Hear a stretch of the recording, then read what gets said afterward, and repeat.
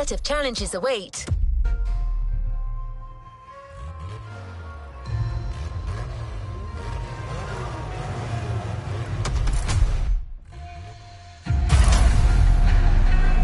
All good to resume our progression on this playlist.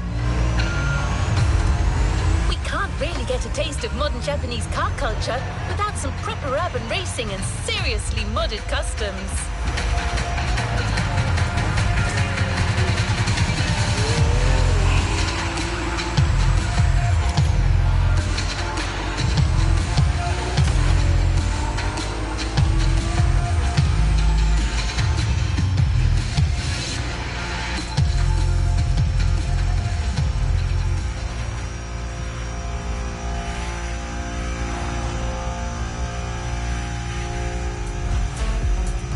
Of Honolulu at night should set the perfect stage for these final races MotoBest has prepared for you.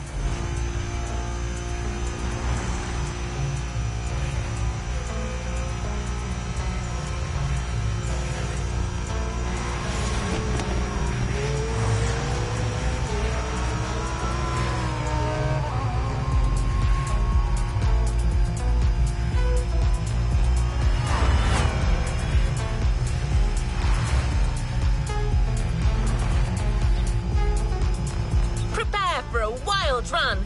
The pack hasn't shown you all their moves yet, and I believe they're ready to put on quite a show.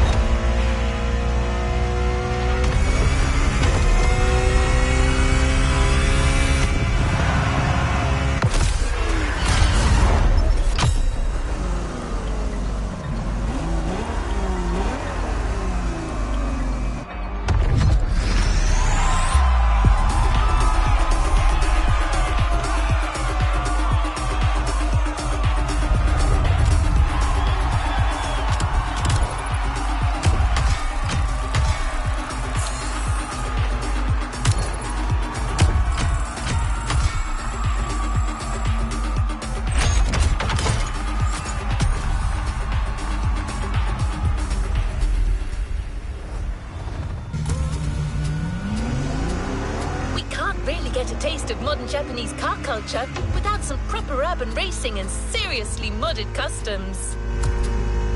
The streets of Honolulu at night should set the perfect stage for these final races Motorfest has prepared for you.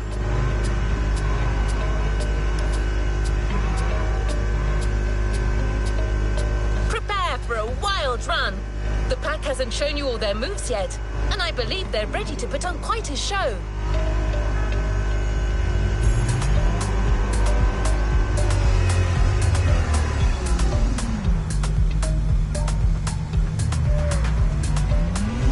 We're almost there. Show them once and for all that you have what it takes.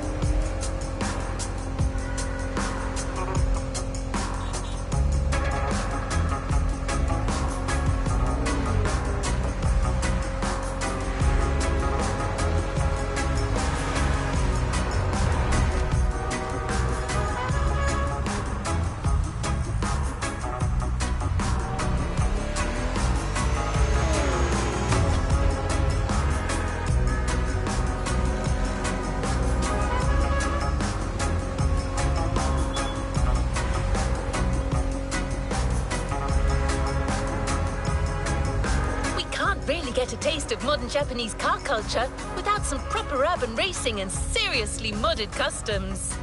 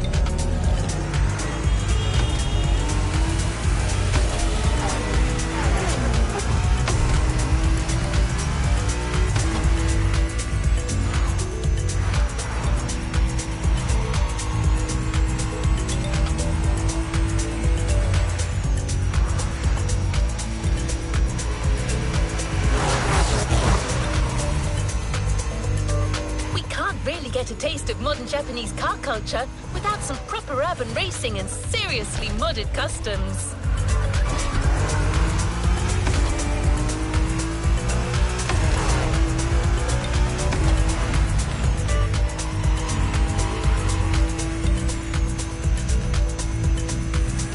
The streets of Honolulu at night should set the perfect stage for these final races Motorbest has prepared for you.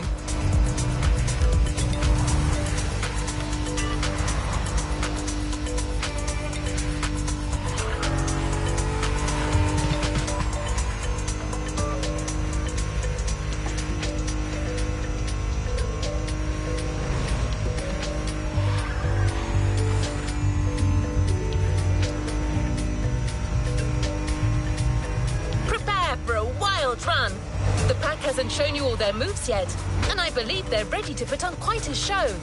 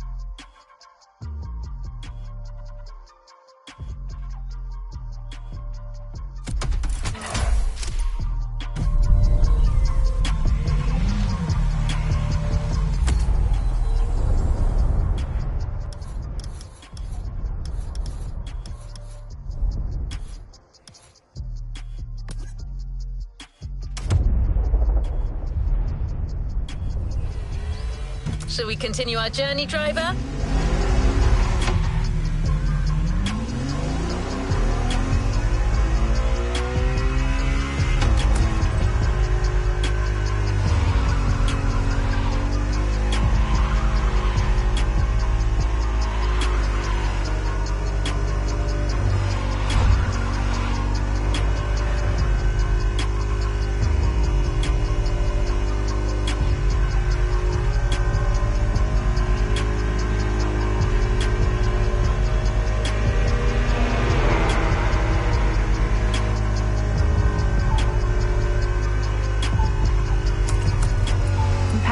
This material just folds in and then pops back out again, which is so helpful during drifting, isn't it, Ellie? Exactly, because we are, especially here, for example, we run walls all around, and you will hit them at some point.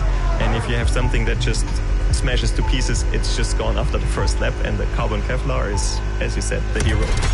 Connor, your car, you've obviously had S15, you've had 180 back in the day, and then you switched to the GT86, which is the same as your brother's. Tell people about your car. Yeah, mine is a GT86 chassis. I've been running this car for 4 seasons now. I would describe this car as, like, in my opinion, the most simplified kind of way of trying to achieve a car what can win events is in, like, there's nothing over-engineered. It's kind of a structure what's kind of worked for a long time. Toyota 2JZ, 1000 brake horsepower, sequential gearbox, you know, everything what's lived up to make 1000 brake horsepower, you also can't break it. So it has to have everything what is incredibly strong, and as Ellie touched on, you know, we're trying to keep our cars as light as possible.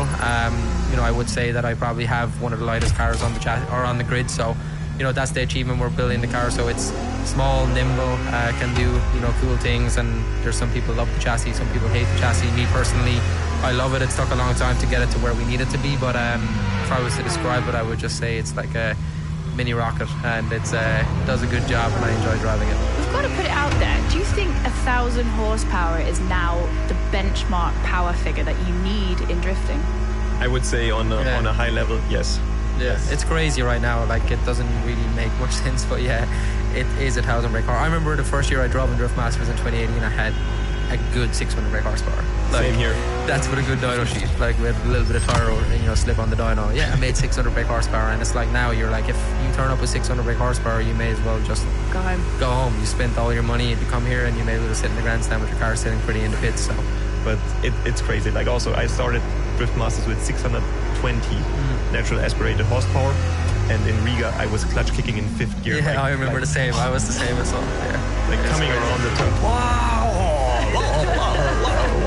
Yeah, there's nothing left. Yeah, it's cool to see that the sport is progressing, but I think it's exciting to see where it goes in the next 5 years, I guess. Yeah, because that leads me into my next question, which was how have your needs evolved over time? And obviously at the very core of it, power has just increased, grip has increased, and like with that you have to develop all of the drivetrain, because if you've got more power and more grip, it means there's more stress going through the car, which means more breakages. Like, Ellie, how has that manifested with your build? It seems like you have some experience with that, huh? Well, that's why I had to change the back end of my car, because I was like, as the power increased, I remember clutch kicking it one day, I was like, I have no drive. And that happened maybe 2 or 3 times, and then it was like, right, we're going to have to... Yeah, I've witnessed a few. I think I've seen you break 1 or 2. Hey, look now. I broke them also. Me. Don't worry, I broke many of them. I remember the first time I ever drove a turbo drift car, I went into the first corner, and that was with GTR shafts, so I actually broke good shafts. Nice. And yeah, left the handbrake out, or left the clutch out with the handbrake still, and broke 2 of them at the same time. And I came in, and my brother was like, I've never seen anybody do that. Like, well, now you have, so I feel you. Well, like it's a constant game of improving like the builds. But yeah, Connor already mentioned like the recipe that you need nowadays is like around 1,000 horsepower, sequential gearbox that can actually handle that power. Yeah, we run the Samsonas, and we are quite happy with that. A big and a strong prop shaft, a big differential. Normally the thing is a quick change differential, either from Winters or from Bulldog, and then the biggest shafts you can put in the car.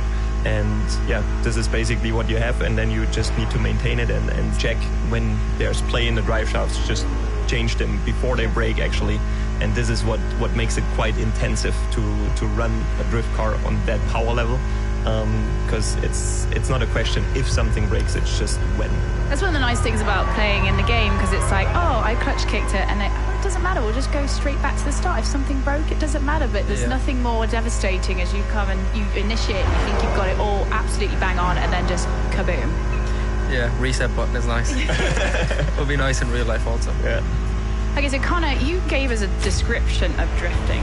You said driving in control, fully out of control. You're trying to be inch perfect while the car is completely out of control, which I feel like really captures the chaos and the adrenaline of the sport. Do you have anything to add to this, or do you think that's still true to this moment?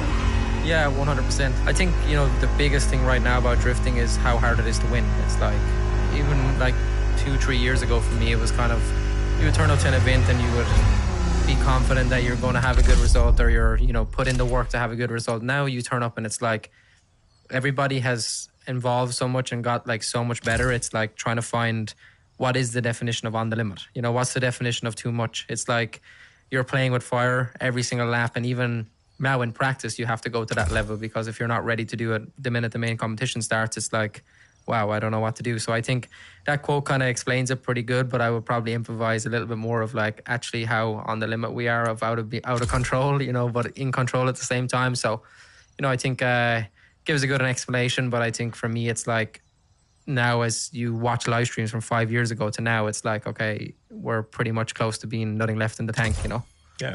Ellie, would you agree with that? I would put it in really simple.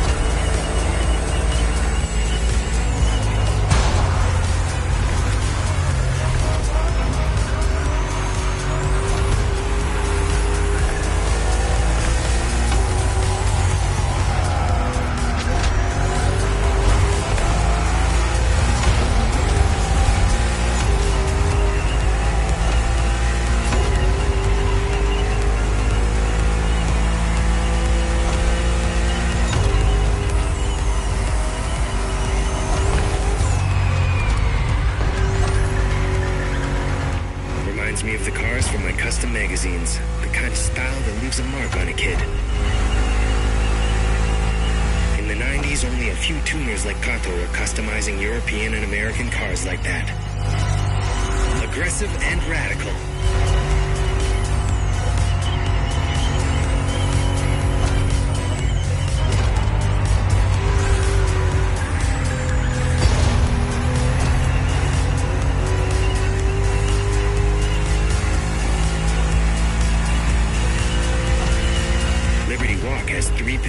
With 3 distinct styles. Here we're going through the works part, Kato's original touch. Classic Japanese craft based on wide fenders, applied to the most beautiful exotic vehicles. The other pillars are nation and performance, but let's leave them for later.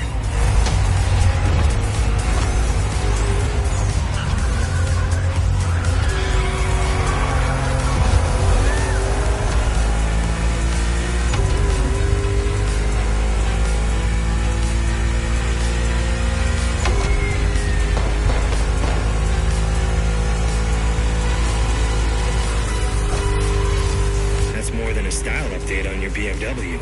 Let's see. Boosted turbo, tougher chassis, more powerful brakes, and wider tires. Yeah, these guys are good.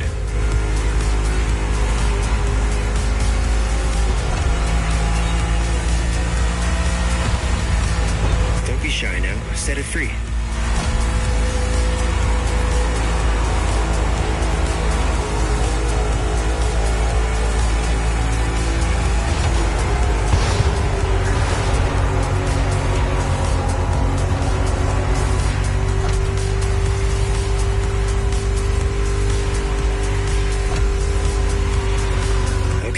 first position.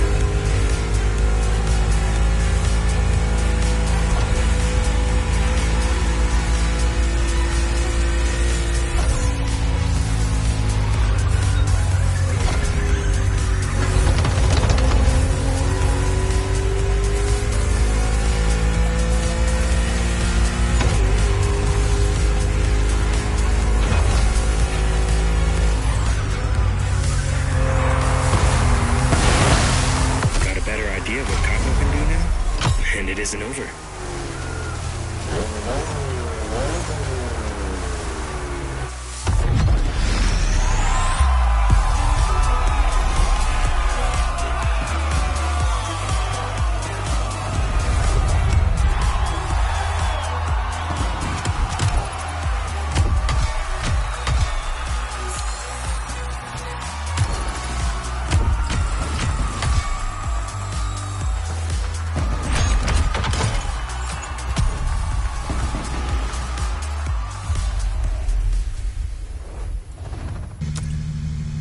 All right, let's keep talking.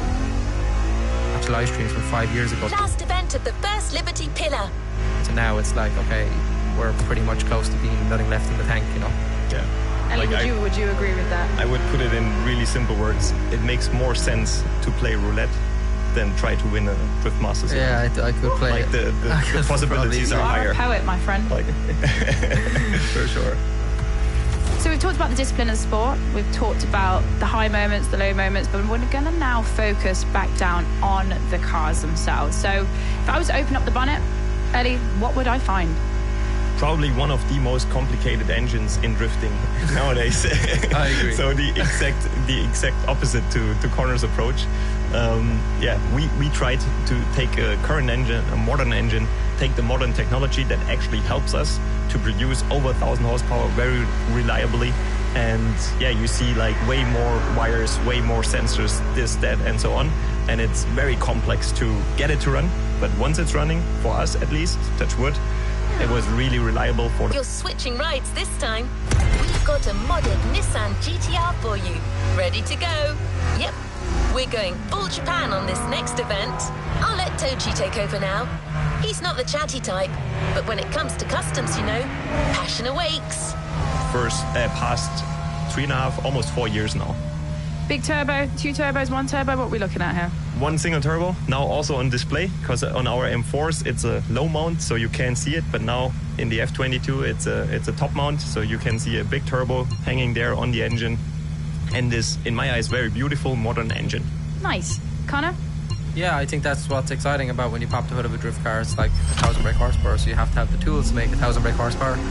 My opinion as a fan of drifting, I would explain it: huge turbo, shiny parts everywhere. It's like going through like a car show and be like, damn, that engine is cool, but we're actually using those engines in a race car, which is quite sick. So yeah, for me it's quite a simple setup. We just try to keep everything, it's a winning platform for many years in drifting. I think 2JZ has been the engine what a lot of people have turned to, I guess. And yeah, some people obviously have different opinions about engines, but for me, I think it's a big turbo, shiny parts, makes lots of power, cool noises, and I think it's kind of just a simple package that works perfect. So you've got the 2JZ and then also the BMW out there, but if you could describe your ultimate dream machine, it can be a car, it can be a bike, it can be a plane, what would it be? Tell me about, let's just really describe it to the people that are sat playing the game right now and listening.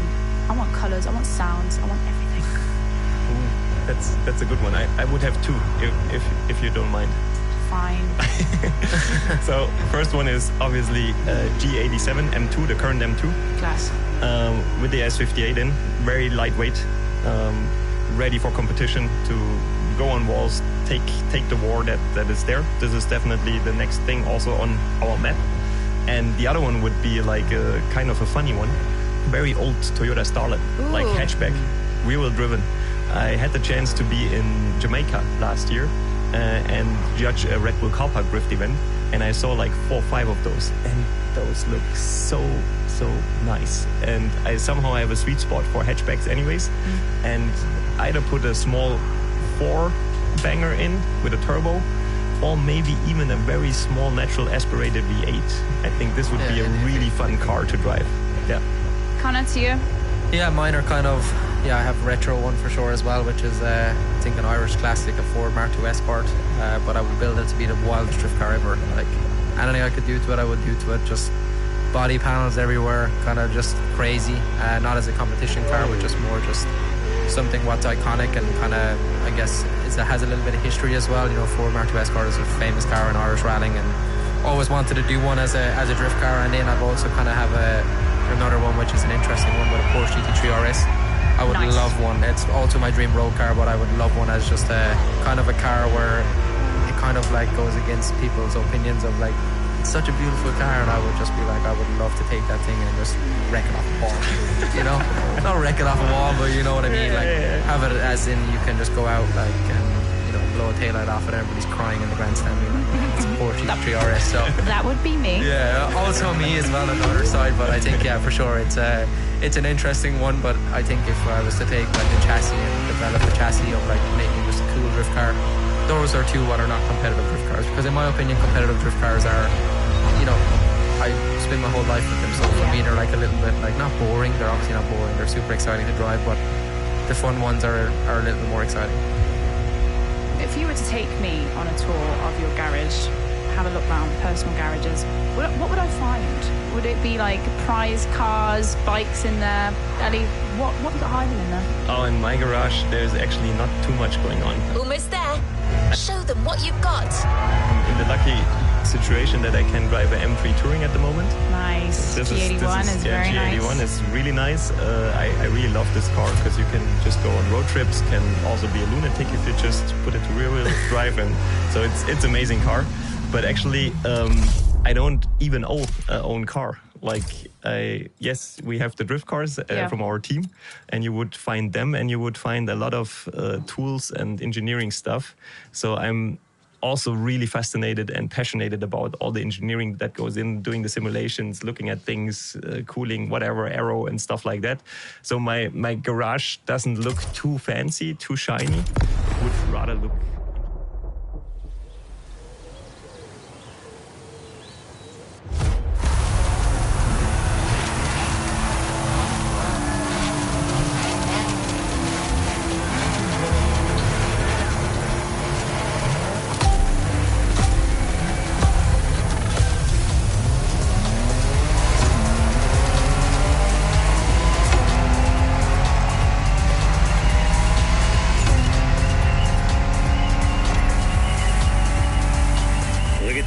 Looks like we've got a color me run kind of vibe going on here.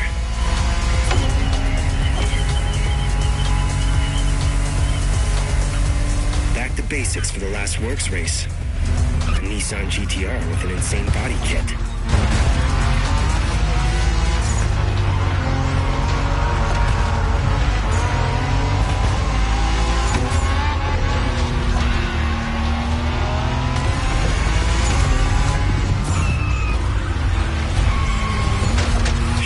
Trust you with that car?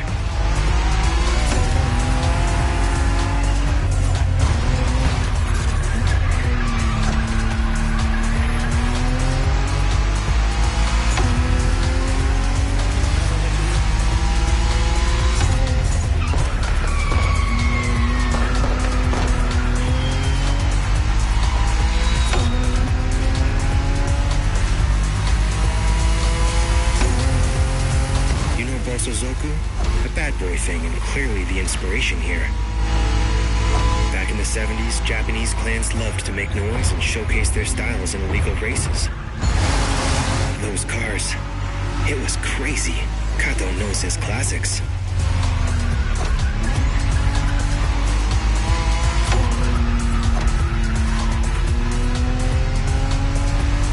Now Basozoku is mostly about oversized body kits. It's meant to be impressive.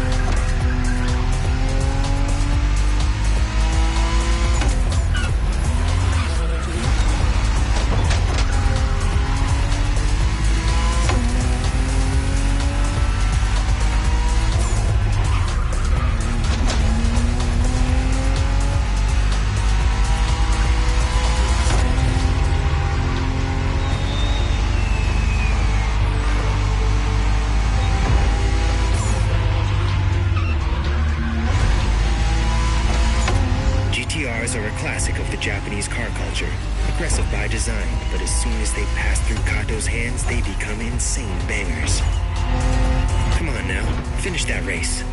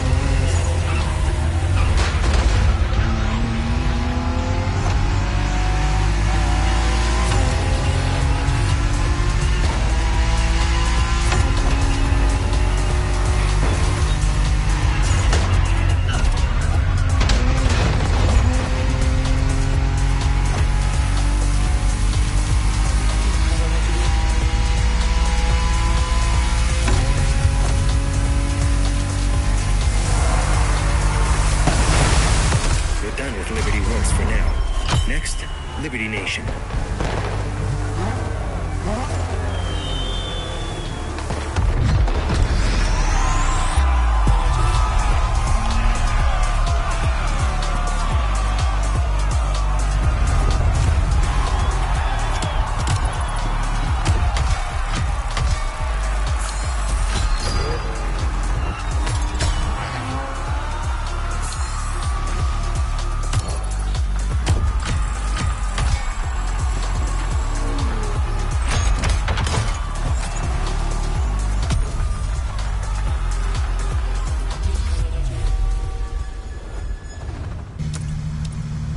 To our podcast. Also really fascinated and passionate about all the engineering that goes in doing the simulations, looking at things, cooling, whatever, aero and stuff like that. So my garage doesn't look too fancy, too shiny. It would rather look engineering. And Connor, I know you are a big fan of going up the mountains. So I'm pretty sure you've probably got some off-road vehicles kicking around in that garage somewhere. Yeah, bikes for sure. I love two wheels. Like, I kind of got into two wheels actually quite late in my life of just like riding enduro and lockdown. And honestly, it's like now I'm trying to fight the urge of being like, you can't ride the bike in season. You know, it's like the scare of getting hurt. But yeah, for sure, I share all the workshop space with my brother Jack, who's a busy guy. Cars are an adventure, and they're for everyone. That's written in the Liberty Walk DNA. So much so that one of their 3 pillars is entirely focused on this credo. Lives in the garage 24/7, so I'm a little bit opposite. I'm more of a guy who just likes kind of doing fun things. For me, working on a drift car is, I kind of draw the line a little bit with that. So, lots of cool cars sitting around our home, and kind of actually cars with interesting stories. You know, we grew up racing, so we all have different areas of motorsport, you know, dirt oval cars, short oval cars. It's kind of like, I guess, a little bit of history of like of our whole career is sitting around. Just my old 180 shell is sitting there, so every time you see it, it kind of tells a story. So yeah, just a little bit of everything, but for sure bikes is something what I enjoy doing, and it's a good tool. I think it's a huge tool actually to help performance in a drift car. Do you still have that crazy bike engined buggy thing? Yeah, the autocross cars, we still have them. Yeah, my dad actually just built a brand new one. He's racing it at the moment. So yeah, that's kind of what we grew up doing. Those are quite crazy, like 2 Hayabusa engines in the back of a mini space frame car. So it's quite exciting. But yeah, lots of things, interesting things. Saw the wickedest slam ever was Connor driving that thing, and he just did the craziest roll in it. I was like, right, crash. not gonna drive that. This time 2 years ago, right before actually the Drift Masters final. So it's not a great time, but yeah, those are super exciting. Actually, I learned loads like in that type of racing. And, yeah, it's cool. All right, guys, we've covered a lot of ground so far, so we're going to wind things down with a few rapid-fire questions to the guys now. So, ready? Extreme cold or extreme heat? Heat. Cold. Driving by day versus driving by night? Day. Night. The last time you received a speeding ticket? 1.5 years ago. Never. That's a good one. That's a good one. Do you sometimes talk to your cars? Yes. All the time. Which surface is your favorite? Tarmac, dirt, gravel, or ice? I switch bikes. Tarmac.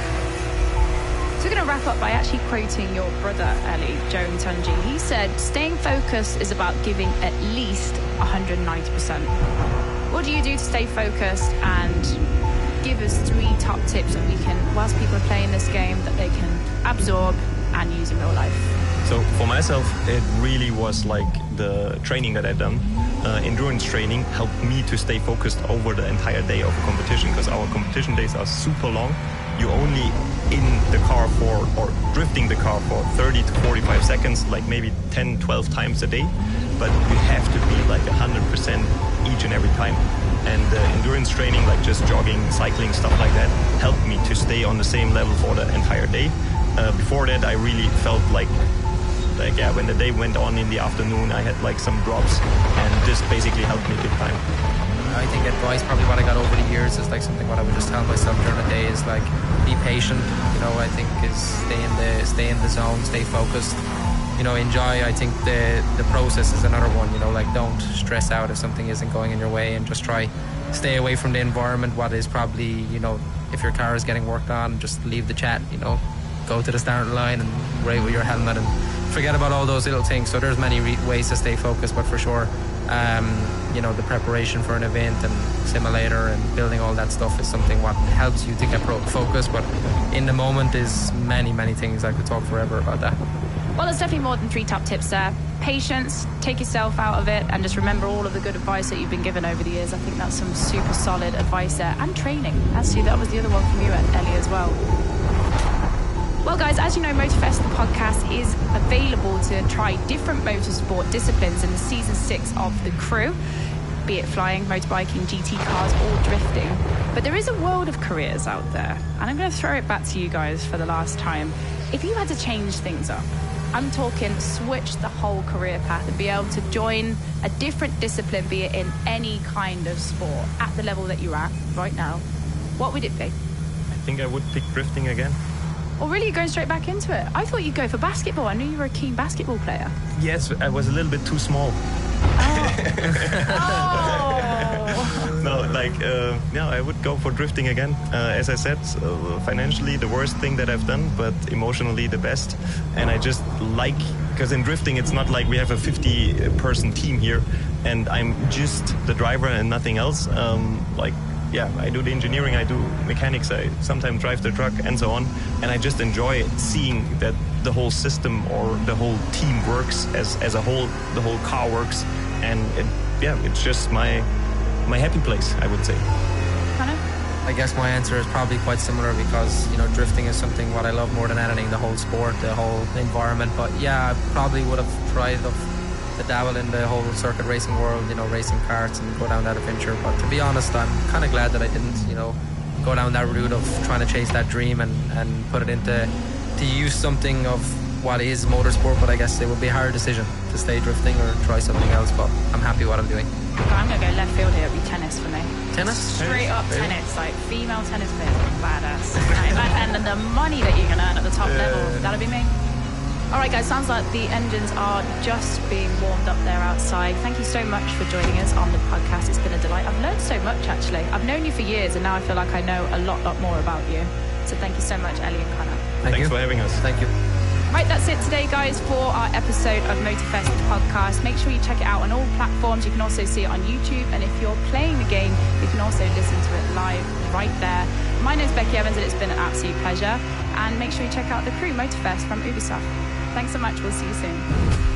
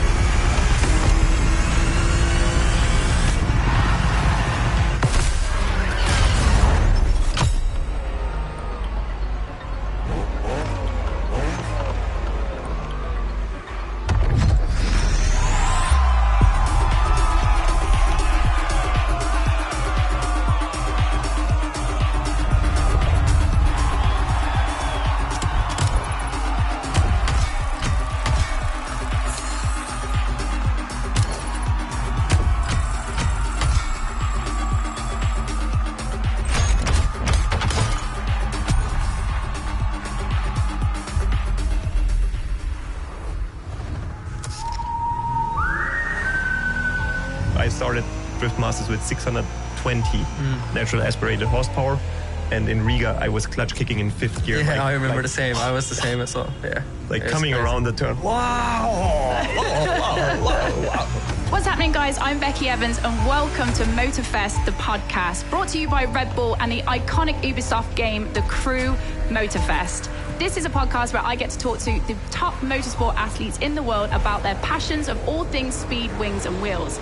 And if you didn't already know, you can actually listen to this podcast whilst you're playing the game. So sit back, relax, and listen to the athletes that get to drive them in the real world. Let's go. Now, that isn't the sound of my SR22 there, but it is the noise of the BMW M4 that you get to play in the game. And I've got with me today 2 guests on my podcast that have driven it in real life. So Elias Hutunji and Connor Shanahan, welcome to Motorfest, the podcast. Thank you. Now, this is a car, the BMW M4, that Ellie, you know extremely well. You've been there since the beginning, development stage. Yes, like this is probably one of our biggest projects that we've done so far as a team. We teamed up with BMW M, and we actually got 2 pre-production cars before they were out on sale, and we transformed them to 1,000 horsepower drift machines. And this is, until this day, it's a dream come true for me. So I'm going to throw it back here, Ellie, to the first time that I actually met you. I had no idea about drifting. I'd just come off the back of making a TV show with Red Bull. And in 2018, I came to Mondello Park, which is the House of Drift in Ireland. And you were the first person to actually put me in a competition car, allowed me to start it, and then actually pull the...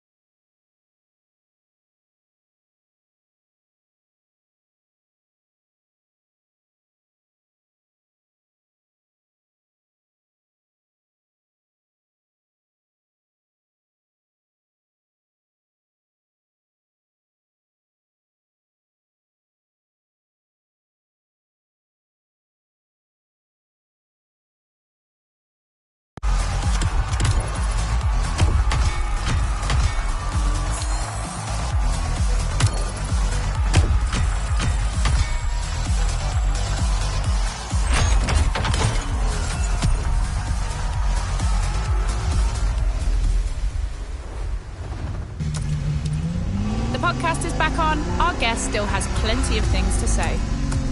And then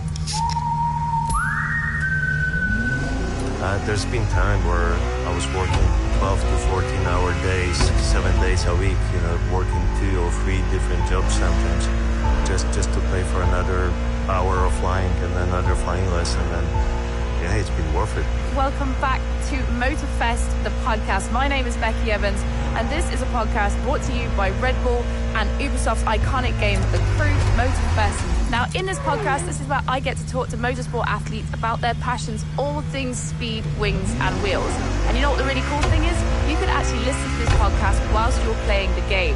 So grab one of your dream vehicles, jump in, strap in, because you're about to hear from the athletes that actually get to drive these in the real world. Let's get the show started. Now, today we've got a very, very special guest. We're going to be chatting to Luke Chiapella. Luke is a multi-award-winning Red Bull Air Race winner, known for his precision, skill, and fearless flying. From winning the Challenger Cup to landing a plane on a helipad in Dubai, Luke is committed to pushing the boundaries of flying. Luke, we're delighted to have you here today. Thanks for having me. Now, I'm just going to jump straight into it. I am terrified of flying. So when I knew I was going to be chatting to you, I was thinking this guy is going to have to tell me everything that gets him up in the morning and says, you know what, I'm going to do a loop in a plane.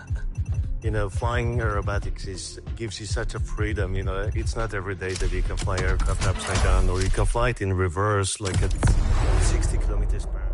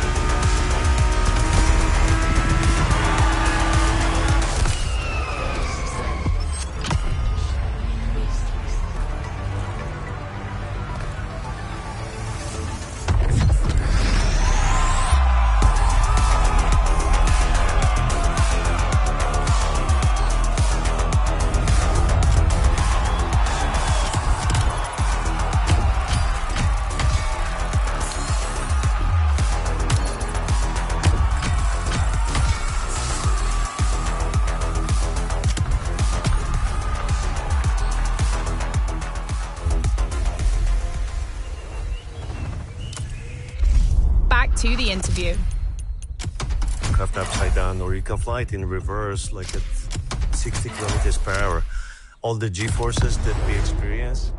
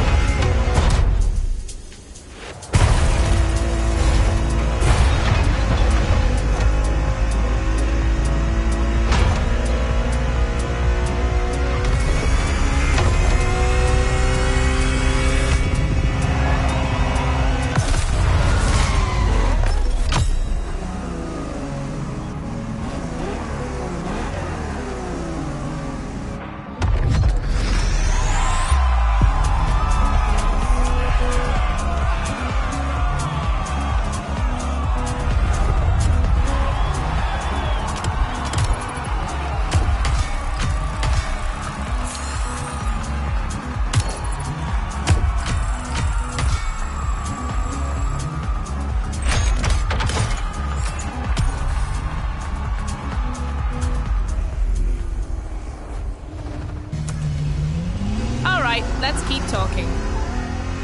Craft upside down, or you can fly it in reverse, like at 60 kilometers per hour. All the G-forces that we experience, it's something that you cannot experience on the ground. That's why I'm so happy to share it with other people. Give them the taste of the freedom that we get, and spread the joy of flying. Now, I come from a drifting background, and I was around cars from a very, very young age, and it was actually my dad who sort of ignited that in me, because I remember seeing him playing with his race car in the garage. It was the same kind of for you, wasn't it? You went to an air show when you were a very small boy, and then that was it. You were hooked. Yeah, absolutely. My spark ignited when I was 6 years old. My dad took me to the air show in Poland, and it's just been amazing. I was watching a aerobatic display, and the aircraft was doing a tail slide. It's a figure where you go vertically up, and it seems like you're shutting down the engine, and the aircraft starts to slide back on its tail. And I saw it as a 6-year-old kid, and I was like, Dad, I'm gonna do it in the future. And you know, many 6-year-old kids have different dreams every week. Sometimes you want to be a policeman, the week after you want to be a fireman. But for me, it has never changed. I've been flying now for 26 years, and I still love it. That's absolutely crazy that you just...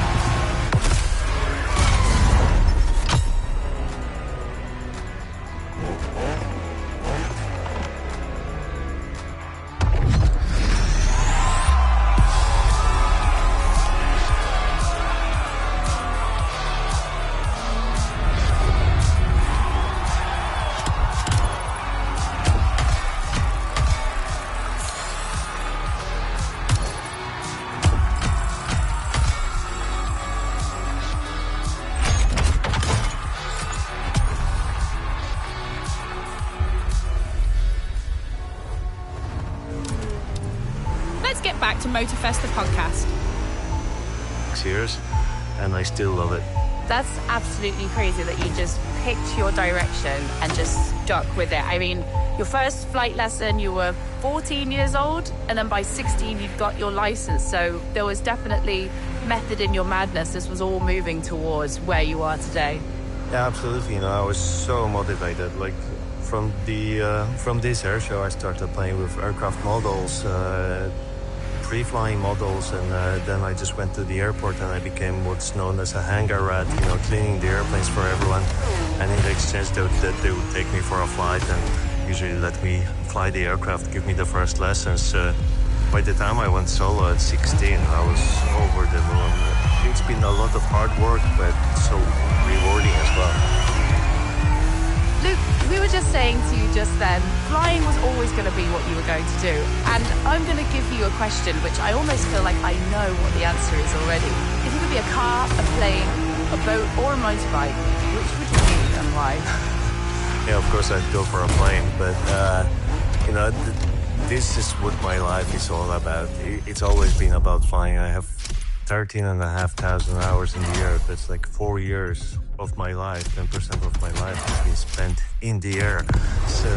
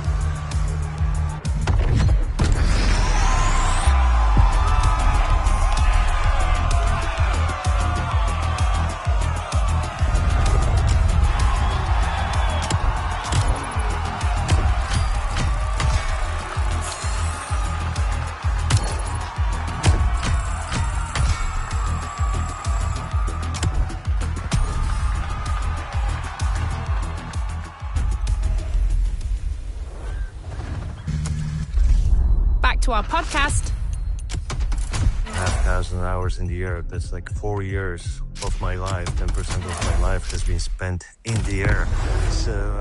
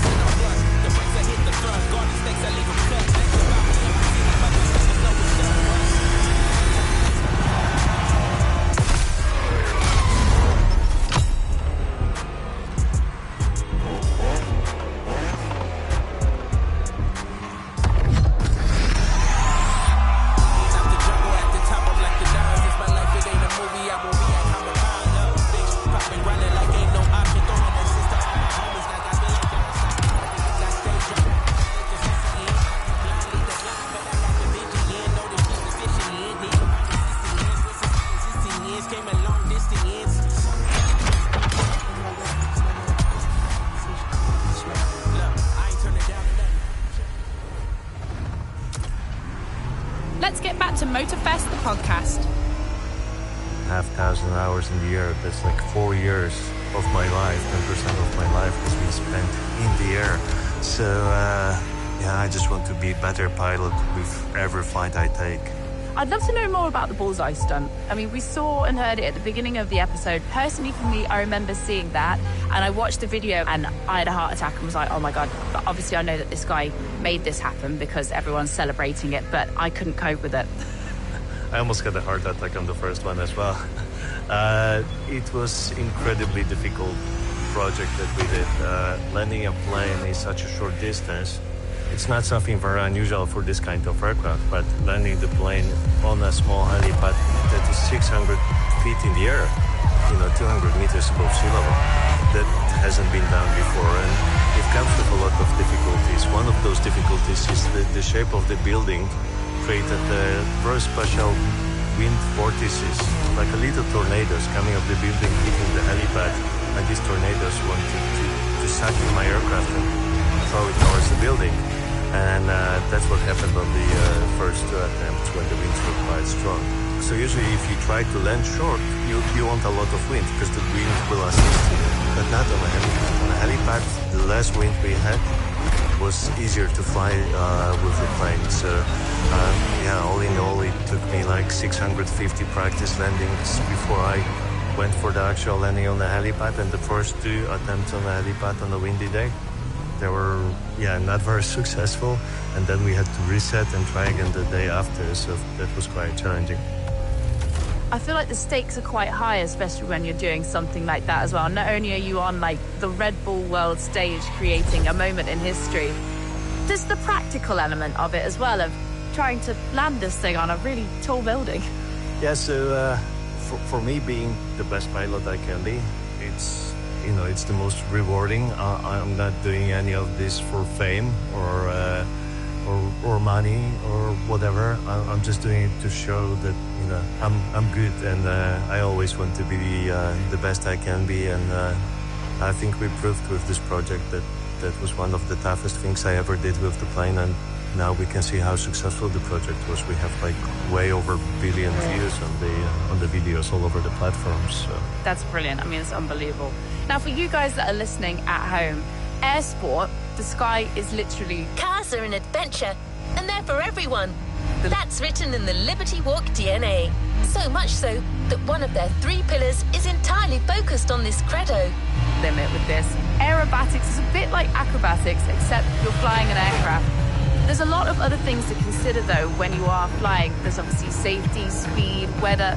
Luke, can you give us a rundown of like the 3 main things that you have to be watching out for when you attempt to do some aerobatics in the sky? Yeah, I think first will be the weather. All our aircraft don't have very sophisticated instruments, so we have to fly what's known as VFR condition, visual flying rules. We always have to see the ground. We have to stay outside of the clouds, and the winds play a big factor. Then, of course, it's the technical stuff.